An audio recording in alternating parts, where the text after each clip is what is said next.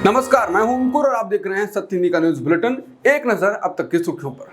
पिछले दिनों बसपा सांसद दानिश अली पर विवादित और अपमानजनक टिप्पणी करने वाले भाजपा सांसद रमेश बिधूड़ी को भाजपा ने राजस्थान चुनाव में बड़ी जिम्मेदारी सौंपी है। जहां विपक्ष रमेश बिधूड़ी के खिलाफ कार्रवाई का इंतजार कर रहा था, इसी बीच बीजेपी ने बिधूड़ी को चुनाव से जुड़ी एक बड़ी ड्यूटी के लिए चुन लिया। उन्हें राजस्थान में टोंक निर्वाचन क्षेत्र के लिए पार्टी का चुनाव प्रभारी नियुक्त किया गया है, यानी इलेक्शन इंचार्ज। टोंक जिले में बड़ी संख्या में गुर्जर समुदाय के मतदाता हैं। इस जिले में 4 विधानसभा सीटें हैं। भाजपा का मानना है कि बिधूड़ी उसे वोटों को स्विंग करने में मदद कर सकते हैं, क्योंकि वो भी गुर्जर जाति से हैं। इस जिले में भाजपा द्वारा रमेश बिधूड़ी को भेजना इसलिए भी अहम है कि ये जिला वरिष्ठ कांग्रेस नेता सचिन पायलट का गढ़ माना जाता है।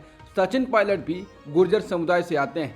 2018 में पायलट टोंक विधानसभा सीट से ही चुने गए थे। अटकलें लगाई जा रही हैं कि सचिन पायलट आगामी विधानसभा चुनाव में भी टोंक निर्वाचन क्षेत्र से लड़ेंगे। रमेश बिधूड़ी को टोंक का इलेक्शन इंचार्ज बनाए जाने के बाद विपक्षी दलों के नेताओं ने सत्ताधारी पार्टी पर हमला बोल दिया है। पूर्व केंद्रीय मंत्री और कांग्रेस महासचिव जयराम रमेश ने अपने पोस्ट एक्स में लिखा कि सबका साथ, सबका विकास, सबका विश्वास बीजेपी का बकवास है। वहीं टीएमसी के सांसद महुआ मोइत्रा ने भी बीजेपी को निशाने पर लिया। उन्होंने कहा कि मुस्लिम सांसद के खिलाफ टिप्पणियां करने के लिए सांसद रमेश बिधूड़ी को पुरस्कृत किया गया है। टीएमसी सांसद महुआ मोइत्रा ने अपने पोस्ट एक्स पर कहा, जिस व्यक्ति को कारण बताओ नोटिस जारी किया गया है, उसे कैसे बीजेपी नई भूमिका दे सकती है? क्या ये अल्पसंख्यकों के लिए आपकी स्नेह यात्रा है? मध्य प्रदेश में बीजेपी ने प्रत्याशियों के नाम का ऐलान कर दिया है। वहीं राजस्थान में बीजेपी ने अभी तक उम्मीदवारों की लिस्ट जारी नहीं की है। पिछले दिनों सियासी गलियों में भी खबर थी कि पूर्व सीएम वसुंधरा राजे चुनाव में अपनी भूमिका तय नहीं होने को लेकर कथित तौर पर नाराज हैं। इस बीच वसुंधरा राजे की बीजेपी अध्यक्ष जेपी नड्डा और अमित शाह से मुलाकात हुई है। साथ ही बीजेपी महासचिव बीएल संतोष से भी राजे मिली हैं। हालांकि पहले ये मुलाकात तब हुई जब प्रधानमंत्री मोदी के 25 सितंबर के दौरे के बाद बुधवार को गृहमंत्री अमित शाह और बीजेपी अध्यक्ष जेपी नड्डा जयपुर आए।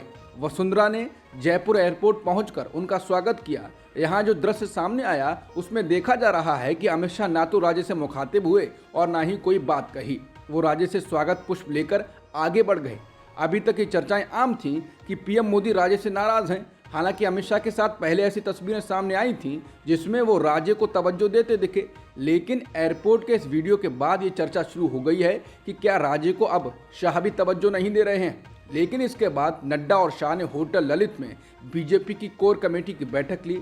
बैठक में उनके साथ बीएल संतोष, वसुंधरा राजे, सीपी जोशी, राजेंद्र राठौड़, गजेंद्र सिंह शेखावत, अर्जुन मेघवाल, प्रहलाद जोशी, अरुण सिंह, नितिन पटेल, कैलाश चौधरी, सतीश पूनिया, राज्यवर्धन राठौड़ समेत 15 नेता मौजूद थे।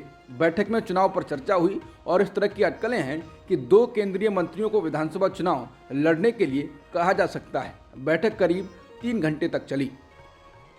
मणिपुर में मई महीने से जारी हिंसा एक बार फिर तेज हो गई है। मणिपुर में भाजपा के एक मंडल कार्यालय को बुधवार को गुस्साई भीड़ ने आग लगा दी। थौबल जिले में स्थित कार्यालय को छात्र प्रदर्शनकारियों के एक बड़े समूह ने निशाना बनाया, जिन्होंने राज्य में 2 छात्रों की हत्या पर अपना रोष गुस्सा जताया था।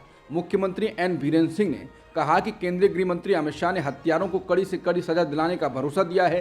प्रदर्शनकारियों ने टायर जलाकर, लकड़ी के लट्ठों और बिजली के खंभों का इस्तेमाल करके भारत म्यांमार हाईवे को बंद करने की कोशिश की। हालात तब बिगड़ गए जब सुरक्षा बलों ने भीड़ को तितर बितर करने के लिए आंसू गैस के गोले और गोलियां चलाईं।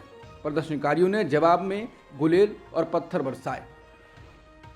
मणिपुर में हिंसा फिर से तेज हो जाने के बाद हालात को देखते हुए केंद्रीय गृह मंत्रालय ने गुरुवार को कश्मीर पुलिस के वरिष्ठ अधिकारी राकेश बलवल को मणिपुर में तैनात करने का फैसला किया है। साल 2012 के मणिपुर कैडर के आईएएस अधिकारी राकेश बलवल को जम्मू कश्मीर में पोस्टिंग दी गई थी।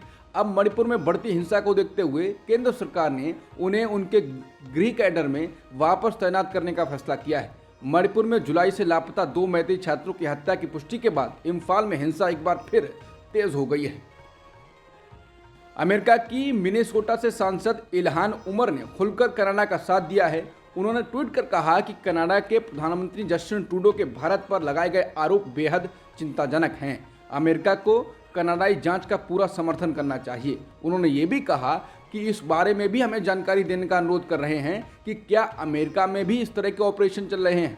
इस पर जवाब देते हुए शिवसेना उद्धव ठाकरे गुट की सांसद प्रियंका चतुर्वेदी ने पलटवार किया। उन्होंने इलाहाना के ट्वीट पर लिखा, बैठ जाइए सांसद महोदया, बतौर भारतीय सांसद मैं आग्रह करती हूं कि भारतीय विदेश मंत्रालय इस बात की जांच करे कि कैसे अमेरिका की एक निर्वाचित प्रतिनिधि पाकिस्तान के वित्त पोषित पीओके यात्रा के जरिए जम्मू कश्मीर के शांति में दखलंदाजी कर रही है।